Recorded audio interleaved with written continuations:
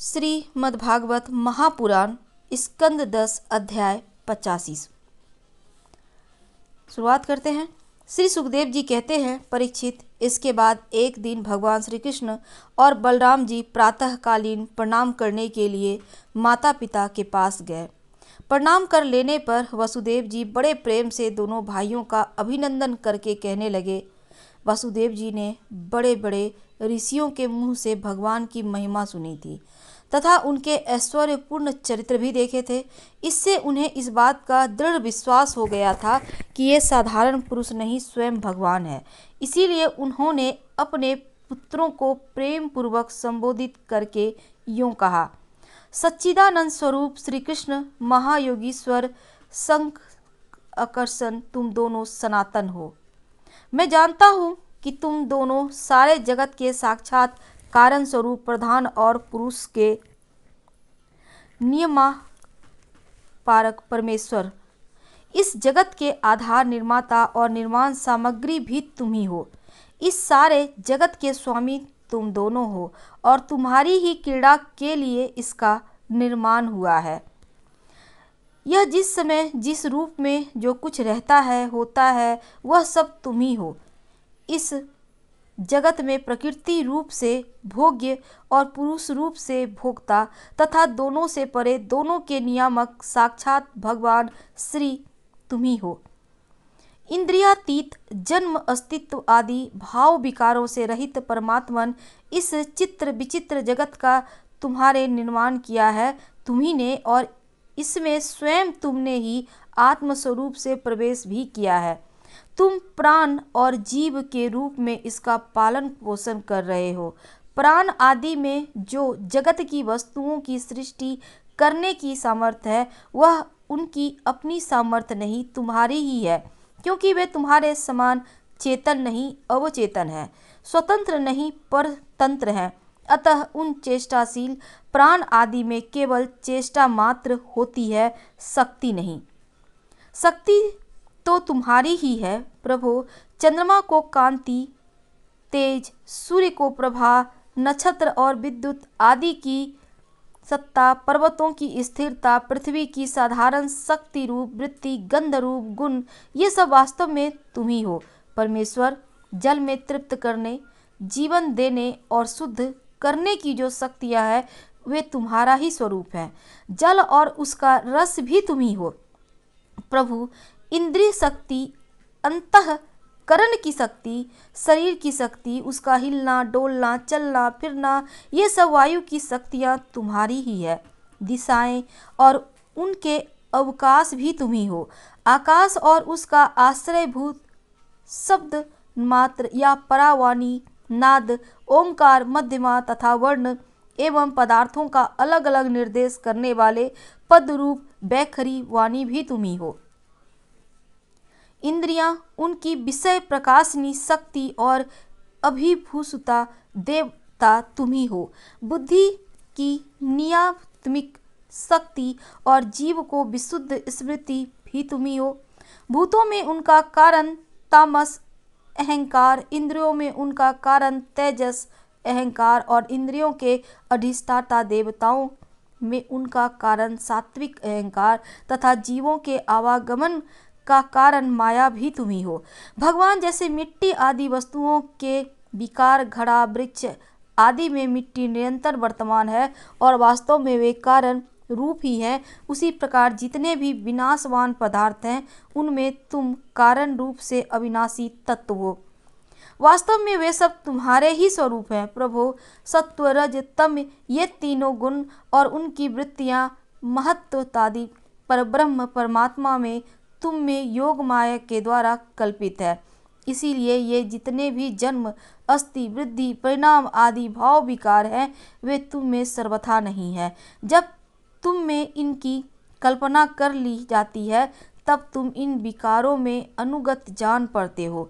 कल्पना की निवृत्ति हो जाने पर तो निर्विकल्प परमार्थ स्वरूप तुम रह जाते हो। यह जगत सत्व, रज, तम, इन तीनों गुणों का प्रवाह है। देह, इंद्रिय, अंतःकरण, सुख दुख और राग, लोभ आदि इन्हीं के कार्य हैं। इनमें जो अज्ञानी तुम्हारा सर्वात्मा का सूक्ष्म स्वरूप नहीं जानते, वे अपने देहाभिमान रूप अज्ञान के कारण ही कर्म के फंदे में फंसकर बार बार जन्म मृत्यु के चक्कर में भटकते रहते हैं। परमेश्वर मुझे शुभ प्रारब्ध के अनुसार इंद्र आदि की सामर्थ्य से युक्त अत्यंत दुर्लभ मनुष्य शरीर प्राप्त हुआ है, किंतु तुम्हारी माया के बस में होकर मैं अपने सच्चे स्वार्थ परमार्थ से असावधान हो गया और मेरी सारी आयु यूं ही बीत गई। प्रभु, यह शरीर मैं हूँ और इस शरीर के संबंधी मेरे अपने हैं। इस अहंता एवं ममता रूप स्नेह की फांसी से तुमने इस सारे जगत को बांध रखा है। मैं जानता हूँ कि तुम दोनों मेरे पुत्र नहीं हो, संपूर्ण प्रकृति और जीवों के स्वामी हो। पृथ्वी के भारभूत राजाओं के नाश के लिए ही तुमने अवतार ग्रहण किया है, यह बात तुमने मुझसे कही भी थी। इसलिए दीन जनों के हितैषी शरणागत वत्सल, मैं अब तुम्हारे चरण कमलों की शरण में हूँ, क्योंकि वे ही शरणागत के संसार भय को मिटाने वाले हैं। अब इंद्रियों की लोलुपता से भर पाया, इसी से कारण मैंने मृत्यु के पास इस शरीर में आत्म बुद्धि कर ली और तुम में जो कि परमात्मा हो, पुत्र बुद्धि प्रभो, तुमने प्रसव गृह में हमसे कहा था, यद्यपि मैं अजन्मा हूँ फिर भी मैं अपनी ही बनाई हुई धर्म मर्यादा की रक्षा करने के लिए प्रत्येक युग में तुम दोनों के द्वारा अवतार ग्रहण करता हूँ। भगवान, तुम आकाश के समान अनेकों शरीर ग्रहण करते और छोड़ते रहते हो। वास्तव में तुम अनंत एक रस सत्ता हो। तुम्हारी आश्चर्यमयी शक्ति योग माया का रहस्य भला कौन जान सकता है। सब लोग तुम्हारी कीर्ति का ही गान करते हैं। श्री सुखदेव जी कहते हैं, परीक्षित, वसुदेव जी के ये वचन सुनकर यदुवंश शिरोमणि भक्त वत्सल भगवान श्री कृष्ण मुस्कुराने लगे। उन्होंने विनय से झुककर मधुर वाणी से कहा, भगवान श्री कृष्ण ने कहा, पिताजी, हम तो आपके पुत्र ही हैं। हमें लक्ष्य करके आपने यह ब्रह्म ज्ञान का उपदेश किया है। हम आपकी एक एक बात युक्ति युक्त मानते हैं। पिताजी, आप लोग, मैं, भैया, बलराम जी, सारे द्वारकावासी, संपूर्ण चराचर जगत, सब के सब आपने जैसा कहा वैसे ही हैं। सबको ब्रह्म रूप ही समझना चाहिए।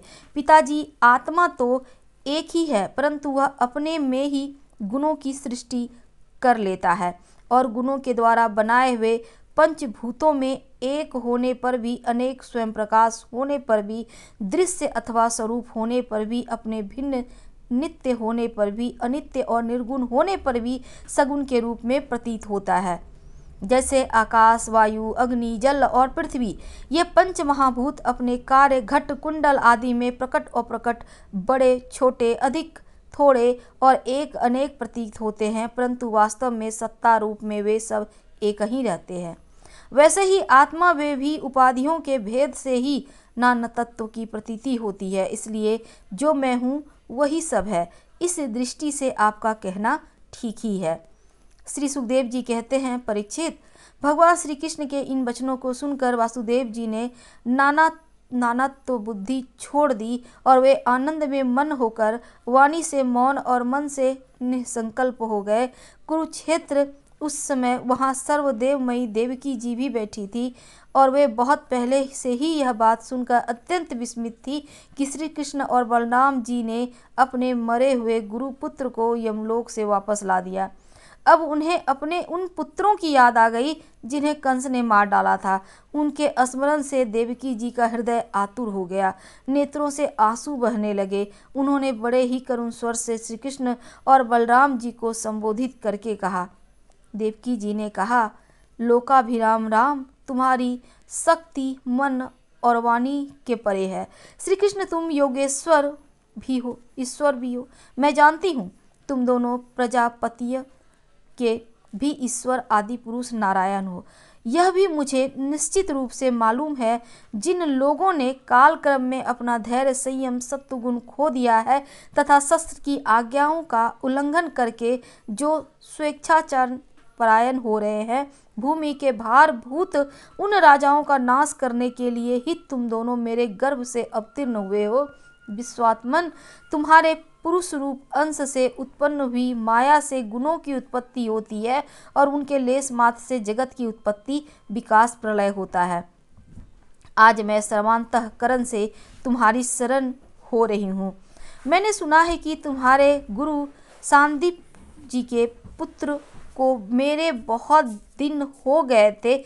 उनको गुरु दक्षिणा देने के लिए उनकी आज्ञा तथा काल की प्रेरणा से तुम दोनों ने उनके पुत्र को यमपुरी से वापस ला दिया। तुम दोनों योगीश्वरों के भी ईश्वर हो, इसलिए आज मेरी भी अभिलाषा पूर्ण करो। मैं चाहती हूँ तुम दोनों मेरे उन पुत्रों को जिन्हें कंस ने मार डाला था ला दो, उन्हें मैं भर आंख देख लूँ। श्री सुखदेव जी कहते हैं, प्रिय परीक्षित, माता देवकी जी की यह बात सुनकर भगवान श्री कृष्ण और बलराम दोनों ने योग माया का आश्रय लेकर सुतल लोक में प्रवेश किया। जब दैत्यराज बलि ने देखा कि जगत के आत्मा और इष्ट देव तथा मेरे परम स्वामी भगवान श्री कृष्ण और बलराम जी सुतल लोक में पधारे हैं, तब उनका हृदय उनके दर्शन के आनंद में निमग्न हो गया। उन्होंने झटपट अपने कुटुंब के साथ आसन से उठकर भगवान के चरणों में प्रणाम किया।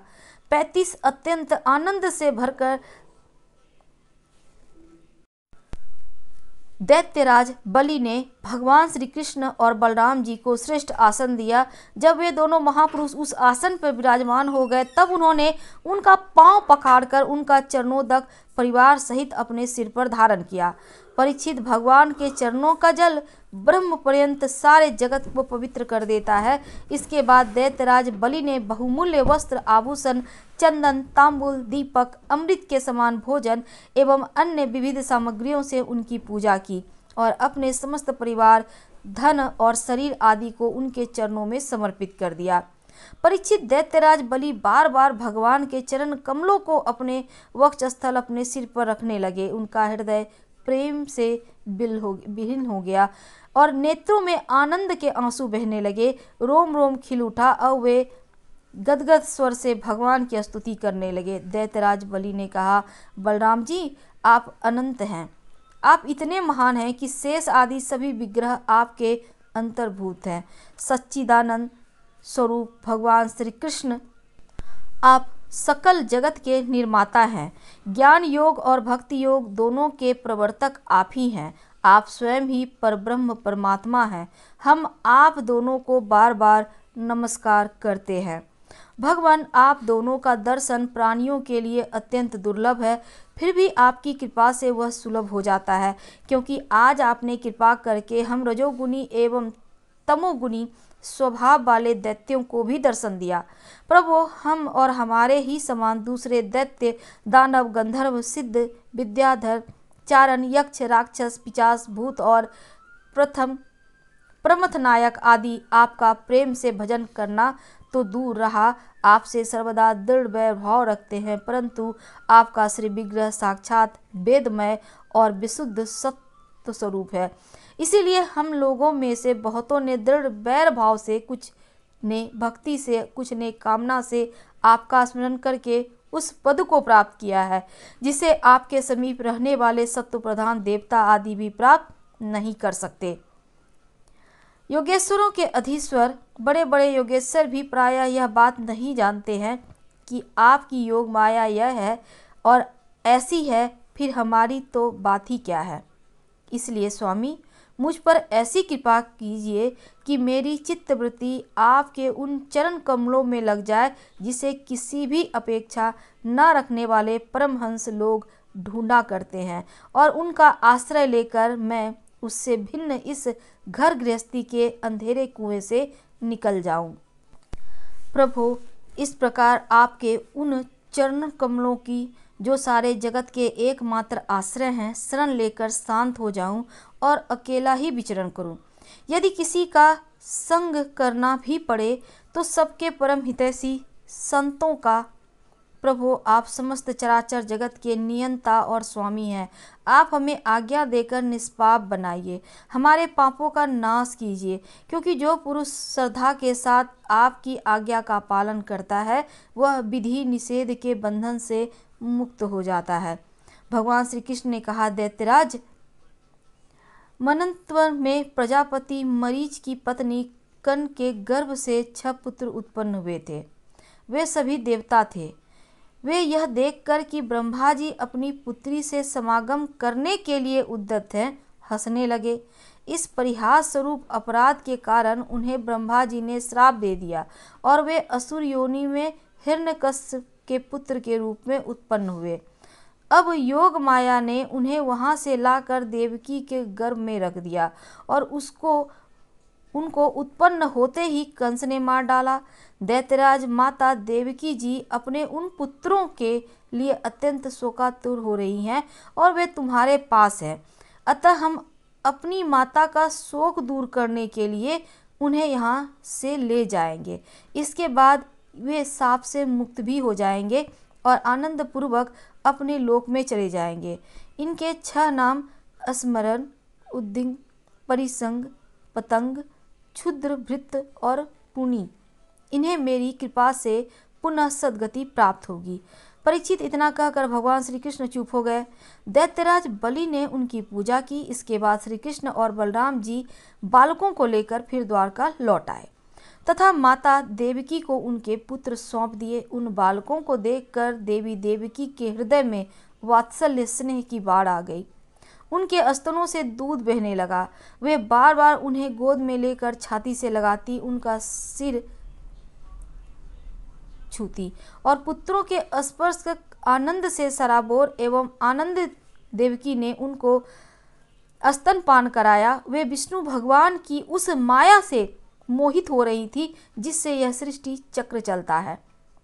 परीक्षित, देवकी जी के स्तनों का दूध साक्षात अमृत था, क्यों न हो। भगवान श्री कृष्ण ने जो उसे पी थी, उन बालकों ने वही अमृत में दूध पिया। उस दूध के पीने से और भगवान श्री कृष्ण के अंग का स्पर्श होने से उन्हें आत्म साक्षात्कार हो गया। इसके बाद उन लोगों ने भगवान श्री कृष्ण, माता देवकी, पिता वसुदेव और बलराम जी को नमस्कार किया।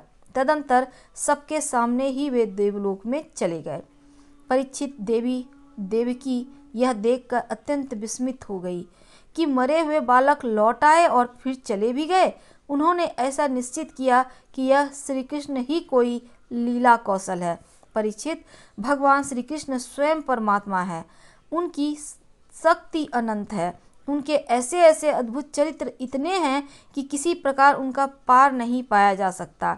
सूत जी कहते हैं, सौनक आदि ऋषियों भगवान श्री कृष्ण की कीर्ति अमर है, अमृतमयी है। उनका चरित्र जगत के समस्त ताप पापों को मिटाने वाला, भक्तजनों के कर्ण कुहरों में आनंद सुधा प्रवाहित करने वाला है। इसका वर्णन स्वयं व्यास नंदन भगवान श्री सुखदेव जी ने किया है। जो इसका श्रवण करता है अथवा दूसरों को सुनाता है, उनकी संपूर्ण चित्तवृत्ति भगवान में लग जाती है और वह उन्हीं के परम कल्याण स्वरूप धाम को प्राप्त होता है। श्रीमद् भागवत महापुराण के स्कंद 10 अध्याय 85वां समाप्त हुआ। अगले अध्याय में हम आपके साथ फिर मिलेंगे। हर हर महादेव। अच्छी लगे तब लाइक कर सब्सक्राइब करें, अपनों से शेयर करें, कमेंट करें। धन्यवाद।